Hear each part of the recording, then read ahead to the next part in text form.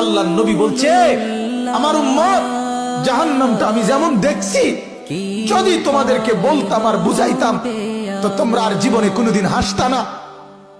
জীবনে আর কোনোদিন স্ত্রীর সাথে রাত্র কাটাইতা, জীবনে কোনোদিন জনপদে থাকতা না,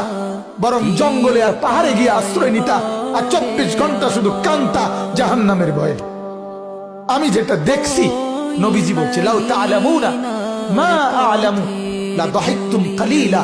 ওয়া লা বাকাইতুম কাসীরা। আজ আপনারা, আল্লাহর নবী এটা পর্যন্ত হাদিসে বলছে, হাদিসের মধ্যে মিশকাতে এই কথা আছে, কোন মানুষের লাশ যখন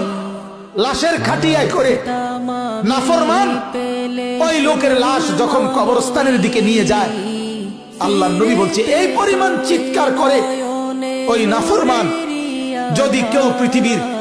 কোন মানুষ জীবিত এই চিৎকার শুনত